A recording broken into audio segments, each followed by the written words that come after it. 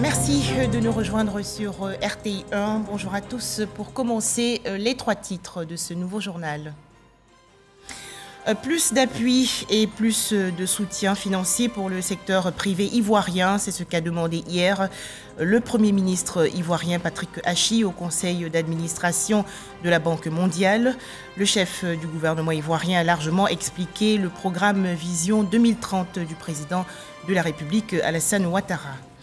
San Pedro, dans la région sud-ouest de la Côte d'Ivoire, a accueilli récemment une campagne de sensibilisation contre la drogue, une initiative de la direction des stupéfiants et des drogues de la police nationale.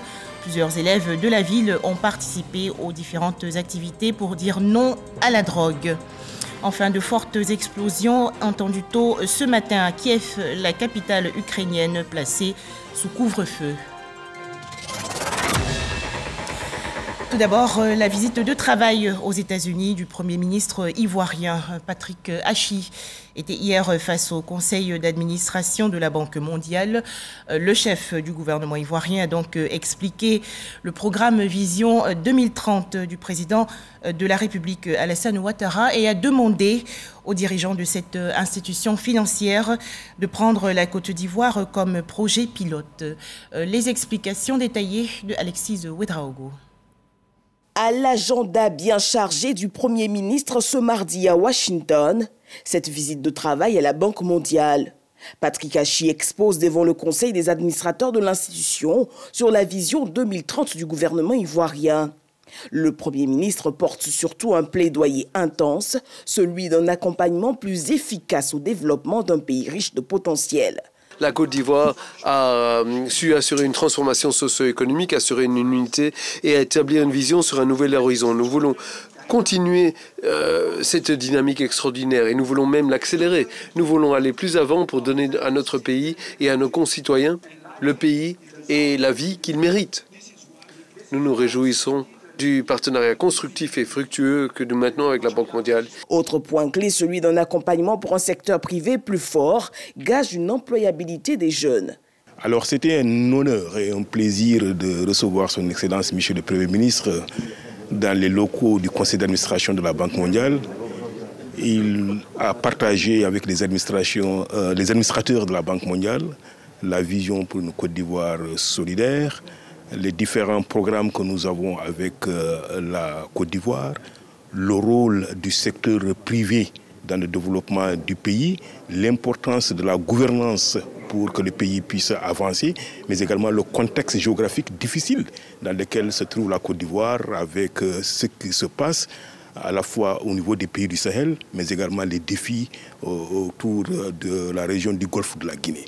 Nous avons énormément appris au cours de ces échanges avec son Excellence Monsieur le Premier ministre. Et la Côte d'Ivoire, certainement, c'est le moteur de la croissance dans l'espace géographique de l'Afrique occidentale, mais je dirais même au-delà que par conséquent, nous allons renforcer davantage notre coopération à la fois technique et financière avec la Côte d'Ivoire dans les années à venir. Et l'offensive diplomatique, elle se poursuit, mobilisée pour la destination Côte d'Ivoire. Autre rencontre à l'agenda du Premier ministre ivoirien. Patrick Achi a échangé récemment avec les leaders afro-américains. Les autorités ivoiriennes redoublent ainsi d'efforts pour attirer cette communauté et l'amener à investir en Côte d'Ivoire. Retrouvons Alexis Ouedraogo. Corruption is a cancer, within the administration and even for the private sector. And we have to fight against this, Patrick Achi, face aux leaders afro-américains à Washington, D.C., présente les avancées de la Côte d'Ivoire ces 10 dernières années. Mécanisme de bonne gouvernance, attractivité du secteur privé, autant de potentiel à découvrir et dans lesquels investir. Les questions d'investissement, comment on peut engager le diaspora américaine envers la Côte d'Ivoire pour bien donner le support que vous attendez de nous. On est là depuis plus de 30 ans, le CFA, et nous avons bien battu beaucoup de sujets, beaucoup de programmes envers l'Afrique et on veut continuer avec la Côte d'Ivoire. Je suis très heureux de la conversation aujourd'hui avec le Premier ministre. Il a été très ouvert, honnête, franc. Il nous a donné plusieurs conseils sur comment la diaspora peut aider la Côte d'Ivoire. Je crois que le futur sera bon et que les États-Unis vont plus investir en Côte d'Ivoire. Cette diaspora qui entend jouer toute sa partition dans le développement du continent africain n'a pas manqué de dire son fort intérêt pour la destination Côte d'Ivoire. Retour en Côte d'Ivoire où une délégation d'investisseurs égyptiens séjourne actuellement dans le district d'Abidjan. Ces hommes d'affaires égyptiens sont membres de la Fédération africaine des bâtisseurs et entrepreneurs. Ils ont échangé avec le ministre de la Construction, du Logement et de l'Urbanisme, Bruno Nabanye-Koné. Les détails, Lanciné Bakayoko. La délégation égyptienne, forte d'une quinzaine d'opérateurs économiques spécialisés dans le bâtiment, était conduite par l'ambassadeur d'Égypte en Côte d'Ivoire, Raël Badawi. Les échanges avec le ministre Bruno Nabanye-Koné ont porté essentiellement sur les opportunités d'investissement dans les secteurs de la construction, du logement et de l'aménagement urbain. Nous avons exploré plusieurs pistes pour renforcer la coopération entre l'Égypte et la Côte d'Ivoire dans le domaine des logements, toutes catégories confondues, un échange d'expertise, un renforcement des capacités aussi dans tous les domaines selon la volonté de la Côte d'Ivoire, dans les domaines prioritaires identifiés par nos partenaires ivoiriens. Nous avons aussi évoqué la possibilité aussi de coopérer dans l'établissement aussi de sociétés égyptiennes ici dans le domaine de la construction et du matériel nécessaire à la construction donc ici en Côte d'Ivoire. Le gouvernement espère nouer dans les meilleurs délais un partenariat économique durable avec les Égyptiens. L'Égypte avait les compétences, avait l'expertise, avait la capacité de nous accompagner sur le développement de villes nouvelles, sur les questions d'urbanisme, sur les questions de construction de logements sociaux, sur les questions de construction de bâtiments à usage de bureaux. Au terme de la rencontre, les deux parties ont noté des convergences de vues et souhaité que les intentions se transforment en actes le plus rapidement possible.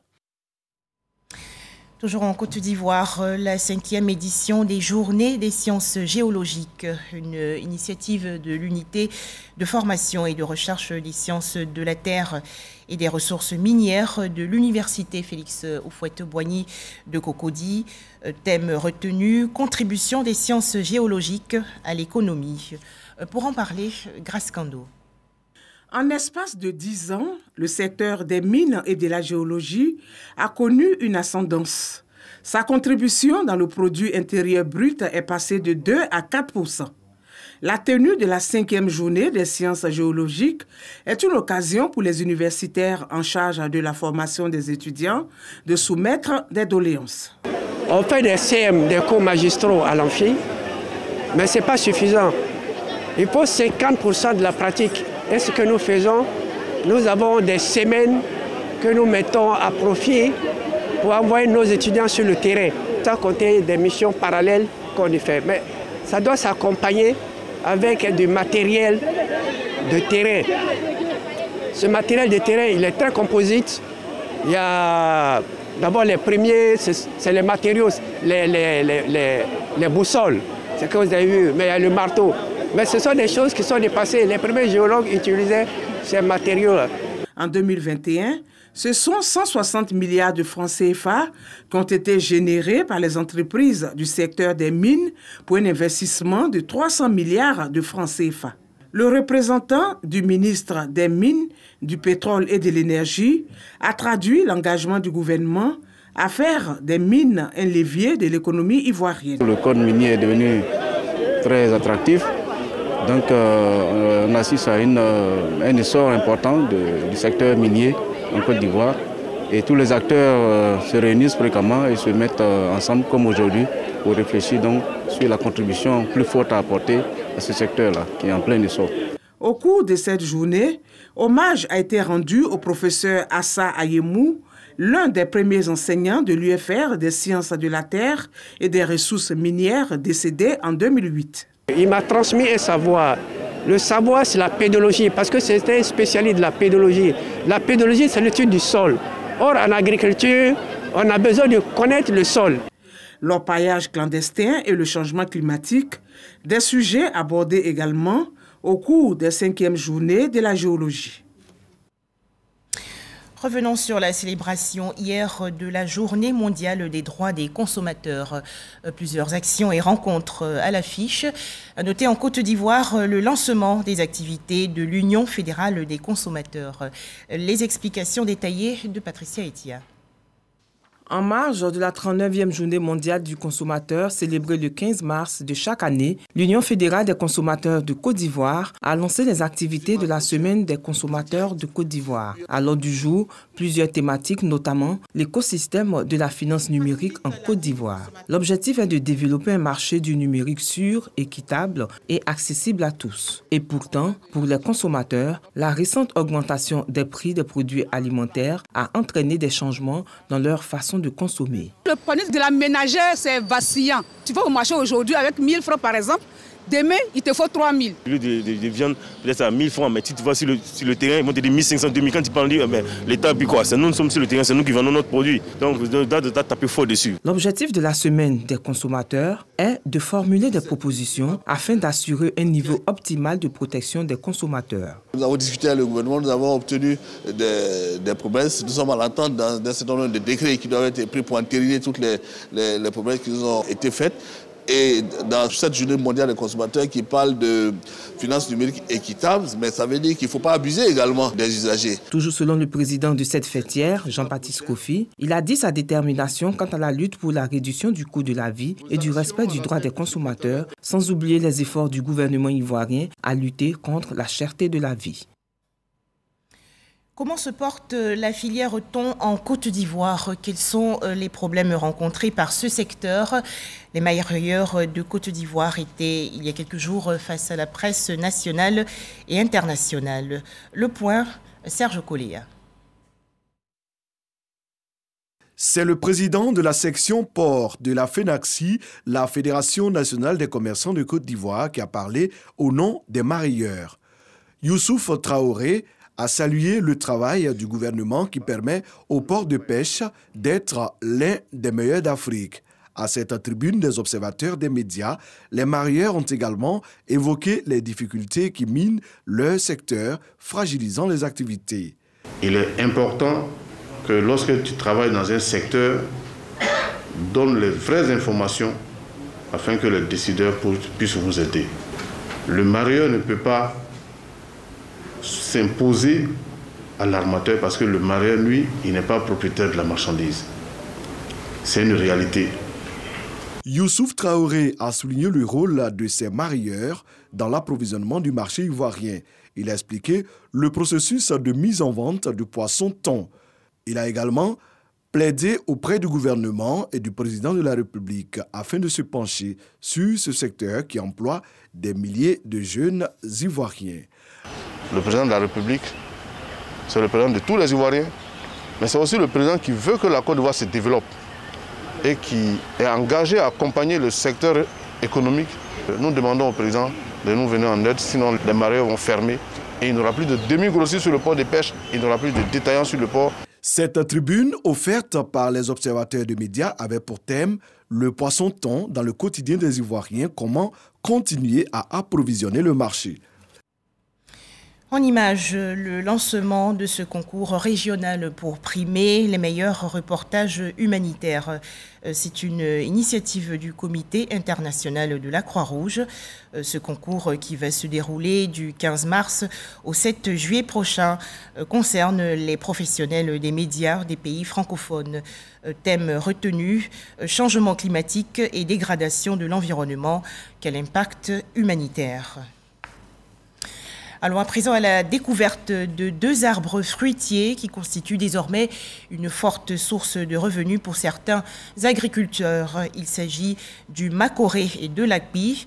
Les fruits de ces arbres sont collectés, transformés et mis sur le marché. Ainsi donc, à côté des cultures traditionnelles comme le café et le cacao, des arbres comme le macoré et l'akpi sont introduits dans les habitudes culturelles.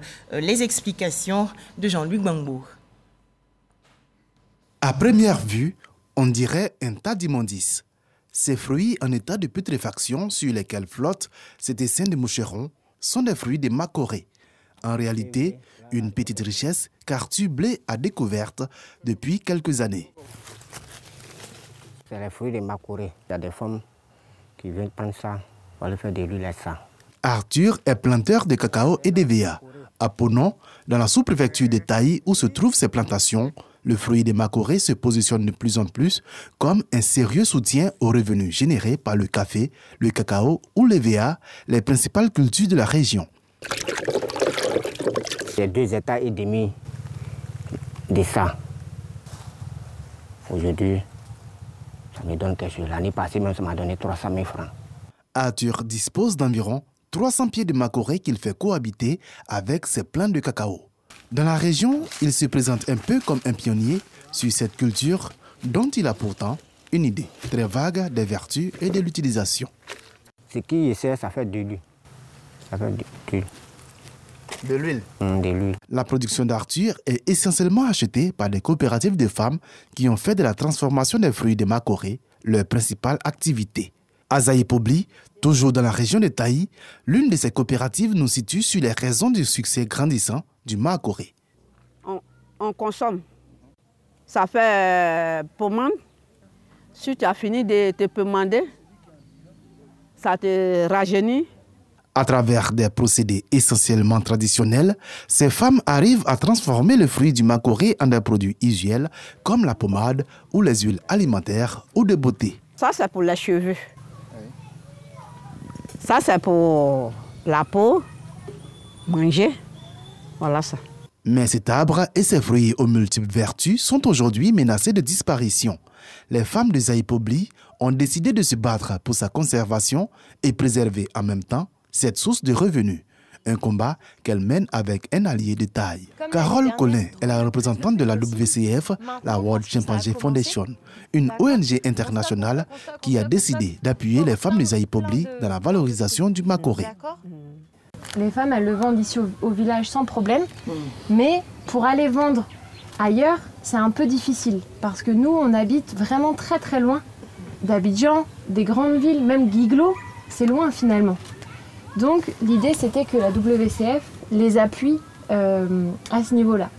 Que vraiment, ce projet rapporte aux femmes, puisque c'est vraiment elles qui ont le savoir et c'est elles qui font tout ici. L'ONG a aidé la coopérative à se doter de pépinières de Makoré.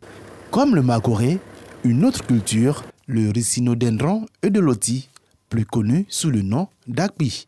Ces petites graines qui fournissent une sauce très appréciée en Côte d'Ivoire sont obtenues après un long processus que maîtrise bien Françoise Kouadio. Quand ça donne, et puis ça tombe. Quand ça tombe, ça on ramasse pour mettre. Quand c'est mûr là, on enlève. Et puis on met l'eau dessus, on lave. Et puis on met au feu, on prépare. Des fois un jour. Et puis quand ça bout là, ça ouvre. On prend un petit pont là, on enlève pour mettre au soleil. Collecte des fruits, dépulpage et lavage des graines. Cuisson et extraction des amandes avant le séchage et la mise sur le marché. Quand c'est rentré comme ça là, c'est 5 000. À la fois, un aliment de subsistance et un produit commercial très présent sur les marchés urbains. Cette boutique située à l'avenue Lamblin en plein cœur du plateau à Abidjan est l'un des principaux distributeurs de produits du terroir comme l'akpi ou le Makoré. On l'a sous forme de grains et sous forme de pâte. Je veux seulement de l'akpi qui fait le goût, qui ressort le goût bien dans la sauce. Il faut dire que l'akpi se comporte bien parce que c'est une épice qui est couramment utilisée par nos mamans, nos tantes, nos sœurs en cuisine. Et aujourd'hui, on a constaté qu'il y a des vertus qui sont associées à l'akpi. La boutique a elle-même comme principal fournisseur les coopératives de femmes à l'intérieur du pays, comme celle de Zaïpobli. On aide d'une certaine manière nos mamans qui sont de l'autre côté en achetant les produits. Donc il y a une chaîne de valeur qui est mise en place autour de ce produit-là. Le prix du kilogramme d'akpi se négocie ici autour de 2500 francs CFA.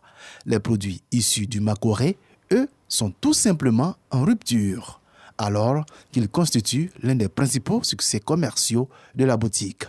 C'est un arbre qui pousse spécialement dans la zone de Taï.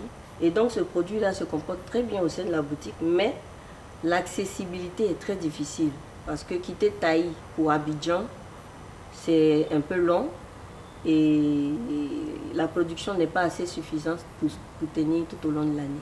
Le makoré, l'akbi, mais également le blé ou le petit cola. Ces arbres fruitiers qui ont toujours évolué à l'état sauvage sont en train de rentrer dans les habitudes culturelles des populations agricultrices longtemps focalisées sur les cultures traditionnelles comme le café, le cacao ou l'EVA. Ce triomphe naissant de l'agroforesterie renferme un double avantage, la conservation du couvert forestier et la diversification, voire le renforcement des sources de revenus des paysans. Alors, pourquoi ne pas s'y engager de façon durable ?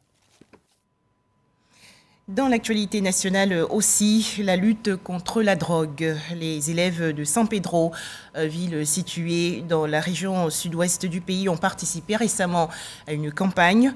Il s'agissait de dire unanimement non à la drogue. Alors pourquoi la jeunesse de San Pedro comme cible de cette campagne de sensibilisation ? Eh bien parce que plusieurs quantités de drogue et autres médicaments falsifiés d'une valeur d'environ 30 millions de francs CFA ont été saisis et incinérés récemment dans cette ville. Les précisions de Sam Conan. Une importante quantité de drogue et des médicaments de qualité inférieure et falsifiés d'une valeur de plus de 25 millions de francs CFA saisis en espace de 3 mois par l'antenne de la police des stupéfiants et drogues de San Pedro. Nous avons saisi au total 204 kilos de cannabis, 10 tonnes 300 kilos de MKIF, entendez médicaments de qualité inférieure et falsifiés, et 8030 kilos de gélules qu'on appelle tramadol et 14 114 comprimés de diazépam. Ces produits saisis, dangereux pour l'homme, ont été incinérés en présence du procureur de la République adjoint. Cette quantité importante de drogue saisie démontre ce que l'usage et le trafic illicite, la drogue est une réalité. Il faut donc trouver les moyens plus forts pour réprimer, pour prévenir, pour que notre jeunesse soit préservée. La prévention de la jeunesse, la direction de la police des stupéfiants et drogues veut en faire son cheval de bataille. À l'occasion de la journée nationale de sensibilisation contre la drogue, les élèves de San Pedro ont été sensibilisés sur les dangers liés à la consommation de la drogue. Ce qui m'a marqué et ce que j'ai compris aussi, j'ai compris que la drogue, ce n'est pas une bonne chose parce que la drogue déjà est égale à la mort. Pour le directeur de la police des stupéfiants et drogues, le choix de San Pedro pour cette journée de sensibilisation contre la drogue n'est pas fortuit. D'ailleurs, un panneau marquant l'engagement de San Pedro dans la lutte contre la drogue a été planté. San Pedro ayant un port et le transport maritime étant le transport favori des trafiquants de drogue, nous avons choisi San Pedro, nous avons choisi la jeunesse de San Pedro pour venir dire non à la drogue, non à ce fléau destructeur de la jeunesse qu'est la drogue. La journée nationale de sensibilisation contre la drogue, initiée par la direction de la police des stupéfiants et drogues, a été également marquée par une marche sportive et une soirée gala de récompense. La vaccination, encore la vaccination et toujours la vaccination pour mettre fin au coronavirus dans le monde.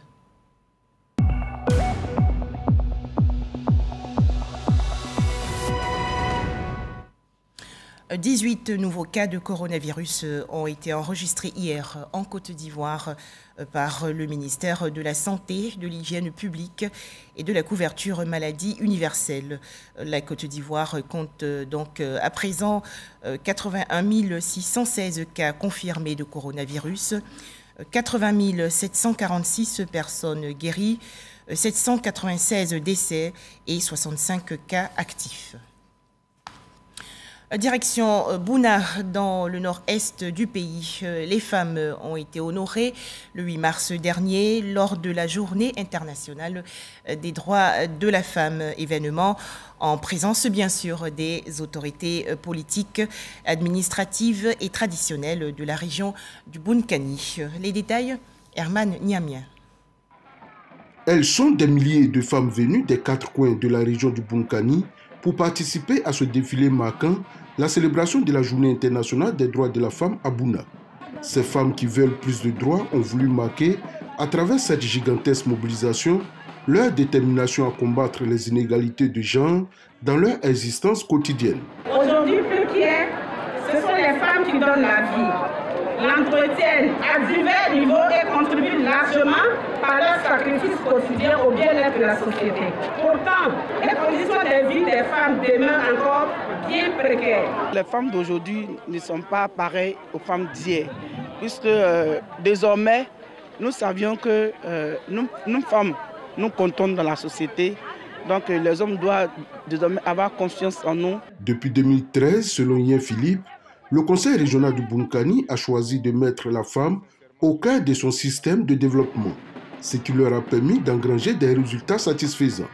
Pour joindre l'acte à la parole, il a offert aux femmes rurales 60 tonnes d'engrais et 250 cartons d'intrants composés de semences de tomates, de concombres, de piments et bien d'autres, afin d'améliorer leur rendement et de rendre leurs tâches moins pénibles. Nous n'avons pas l'ambition de les sortir de leur zone de confort, mais d'améliorer ce qu'elles font déjà dans ce qu'elles font au quotidien. C'est des femmes agricoles qui, pour la plupart, n'ont pas eu la chance d'être scolarisées, mais nous veillons à ce qu'elles-mêmes, elles nous accompagnent à scolariser leurs enfants jusqu'au bout du processus. De sorte que ce soit des gens formés, des femmes formées, des garçons formés, qui participent effectivement à la construction de cette Côte d'Ivoire nouvelle. Avant la commémoration festive de la Journée internationale des droits de la femme à Bouna, des centaines de jeunes filles élèves ont été conviées à un atelier de réflexion initié par le Conseil régional du Bunkani. 2 communications étaient inscrites à l'ordre du jour. La première a porté sur la sexualité responsable et la deuxième sur la participation des femmes à la prise de décision et aux opportunités. 2 communications qui ont été très enrichissantes pour les participantes. Et pour terminer, l'actualité nationale, le lancement il y a quelques jours de la 15e édition du concours de beauté dénommé Aoulaba. Aoulaba, on le sait, vise à dénicher les canons de beauté authentiques africains. Thème retenu pour cette édition 2022, la planification familiale, secret de l'épanouissement de nos époux. Pour en parler, Pacom Didi et Grace Kando. C'est parti pour la 15e édition du concours Aoulaba qui célèbre la beauté de la femme africaine. Cette année, nous reconduisons les années passées, ce que nous avons fait. Rien ne change, seulement nous nous préparons pour sauter à l'international. La finale est prévue se tenir le samedi 30 juillet à Abidjan. L'agence ivoirienne de marketing social AIMAS, une structure qui intervient dans le domaine de la santé publique, accompagne le comité Aoulaba Côte d'Ivoire. Planning familial, secret de l'épanouissement de nos époux, thème choisi pour cette édition. C'est un clin d'œil que nous faisons à nos partenaires, à nos époux, pour un soutien plus expressif de la femme. Il faut soutenir la femme avant la grossesse, pendant la grossesse, jusqu'à l'accouchement. Aoulaba édition 2022 bénéficie du soutien de plusieurs partenaires, dont la première dame Dominique Ouattara et du ministre Adama Diawara. C'est une plateforme d'expression culturelle qui valorise la femme africaine en général, de façon particulière la femme ivoirienne.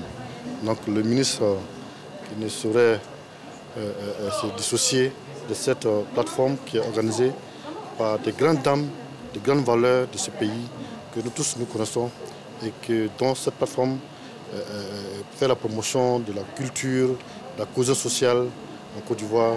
Une cérémonie de lancement marquée par une remise de diplôme de participation à Yanké Aloua Marie Tatiana, Aoulaba 2021 et ses dauphines. Le comité Aoulaba Côte d'Ivoire sillonnera du 13 avril au 2 juillet 13 localités. Enfin, en image, le conflit russo-ukrainien. Au moins 3 fortes explosions ont été entendues à Kiev tôt ce matin, alors que la capitale ukrainienne est placée sous couvre-feu. Voilà, c'est la fin de ce journal. Merci de nous avoir suivis. Merci de rester fidèles à RTI 1.